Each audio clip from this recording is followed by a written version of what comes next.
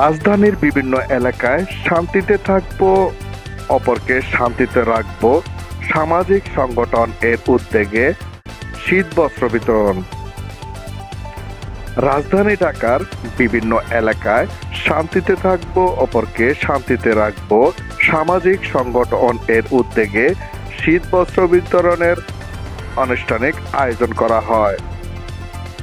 শীতের আনন্দ ভাগাভাগি করতে শীতত দরিদ্র মানুষের মাঝে শীত বস্ত্র বিতরণ করে শান্তিতে থাকব, অপরকে শান্তিতে রাখব নামে একটি সামাজিক সংগঠন 5 ডিসেম্বর শুক্রবার রাতে রাজধানীর ঢাকার শাহবাগ, ধানমন্ডি, শঙ্কর রোড, কারণ বাজার, ফার্ম গেট, কসাইবাড়ি সহ বিভিন্ন পাড়া মহল্লায় অসহায় দরিদ্র শীতার্ত মানুষের মাঝে কম্বল বিতরণ করা হয়।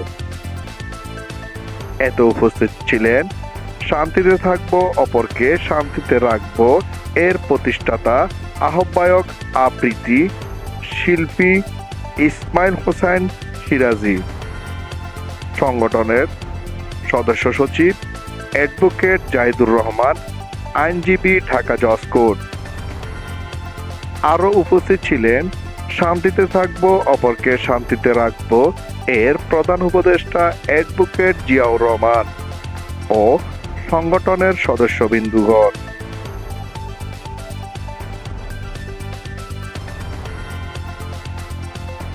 আসসালামু আলাইকুম। শান্তিতে থাকবো, অপরকে শান্তিতে রাখবো এই প্রতিষ্ঠানের পক্ষ থেকে সবাইকে অসংখ্য ধন্যবাদ। আজকে থেকে আমাদের 2 জন সদস্য আসছেন, একজন হচ্ছে রহিমাহানি, তার হাজব্যান্ড, দুজনেই অনেক রাত্রে আমরা কম্বল বিতরণ করেছি। তো আসলে ওনাদেরকে অসংখ্য ধন্যবাদ। তারপরে আরেকজন সাভার থেকে আসে, এরকমভাবে ঢাকার বিভিন্ন প্রান্ত থেকে, দূরদূরান্ত থেকে অনেক লোক আসছেন যারা, তাদেরকে আমি আমাদের সংগঠনের পক্ষ থেকে তাদেরকে ধন্যবাদ জানাচ্ছি।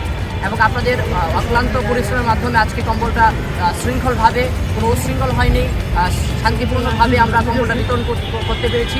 তার জন্য সবাই মিলে আমরা আপনার সমন্বয়ের মাধ্যমে বিতরণ করতে পেরেছি। তার জন্য সবাইকে আবারও আমি ধন্যবাদ জানাচ্ছি। শান্তিতে থাকবো, অপরকে শান্তিতে রাখবো। আমি অ্যাডভোকেট জাহিদুর রহমান।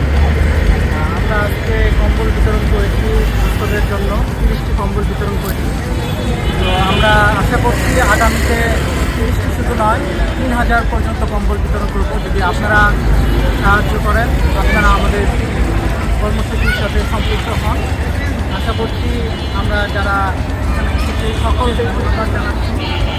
বিশেষ করে যারা গাজীপুর থেকে এসেছে হানি এবং রিপন, তাদের জন্য অসংখ্য ধন্যবাদ। অনেক রাত হয়ে গেছে, তারা যে স্যাক্রিফাইস করেছে সেটা অনেক প্রশংসাযোগ্য। আশা করি সবাই তাদের জায়গা থেকে, আমরা সবাই সবার জায়গা থেকে এই সংগঠনকে বড় করব। আমরা দেশের জন্য কাজ করব, মানুষের জন্য কাজ করব এবং যারা সুস্থ আছেন তাদের জন্য কাজ করব। সবাইকে ধন্যবাদ। আসসালামু আলাইকুম। আসসালামু আলাইকুম, সবাইকে শুভেচ্ছা। ইসমাইলকে বিশেষভাবে ধন্যবাদ। আমাদের এই উদ্যোগটা ইসমাইলের নেতৃত্বে হচ্ছে। শান্তিতে থাকবো, অপরকে শান্তিতে রাখবো। আমি মনে করি বাংলাদেশের সমস্ত নাগরিক মানবতার জন্য কাজ করা উচিত, কারণ আমাদের দেশ আসলে ধনী দেশ না। আমাদের 18 কোটি লোকের মধ্যে 4 কোটি লোক সত্যিকার অর্থে দারিদ্রের মধ্যে আছে। সুতরাং শীতের সময় এসছে, আজকে একটা সুন্দর দিন। তো তোমাদের সবাইকে ধন্যবাদ ওনার এই উদ্যোগে অংশগ্রহণ করা, এবং আমি বিশেষভাবে রিপন এবং উন্নয়নীকে ধন্যবাদ জানাচ্ছি গাজীপুর থেকে আসার জন্য, এই উদ্যোগে অংশগ্রহণ করার জন্য। আমি আর কথা বেশি বলবো না, আমি ছোট্ট করে বলবো, সমাজে ভালো লোক দরকার। এই মানুষগুলো সবাই ভালো, এদের মনটা ভালো, এরা সমাজের জন্য কাজ করছে। আসুন বাংলাদেশে নতুন মানুষ যারা নতুন নেতৃত্বে আসতে চায় তারা সমাজসেবী হিসাবে দেশের নেতৃত্বে আসুক। ধন্যবাদ, ভালো থাকবেন। আমি অ্যাডভোকেট জিয়াউর রহমান। এই সংগঠনের পক্ষ থেকে অনেক অনেক ধন্যবাদ। আমি বেশি কিছু বলবো না, বলবো যে সংগঠন থেকে আপনারা যে একটা সুযোগ পাচ্ছেন সেই সুযোগটা কাজে লাগান। আশা করি আমরা আরও বড় একটা পরিসরে চলে যাব। আর আমি একটা কোরআন শরীফের আয়াত দিয়ে আমি এটা শেষ করছি। সূরা বাকারার 152তম আয়াত। এই আয়াতটা প্রতি জুমার শেষের দিকে বলা হয় বিসমিল্লাহির রহমানির রহিম ফাজকুরুনি আযকুরুকুম ওয়াশকুরুনি ওয়ালা তাকফুরুন। আয়াতটা অর্থ হচ্ছে তোমরা আমাকে স্মরণ করো। না, আল্লাহ বলছেন যে তোমরা আমাকে স্মরণ করো, আমিও তোমাদেরকে স্মরণ করবো। তোমরা অকৃতজ্ঞ হয়েও না, আমিও তোমরা কৃতজ্ঞ হও, অকৃতজ্ঞ হয়েও না।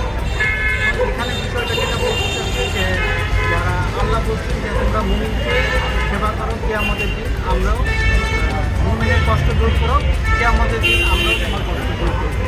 তা আল্লাহ স্বয়ং বলেছেন। ফখরুল আলম সাজু, আনাজ বাংলা টিভি, ঢাকা।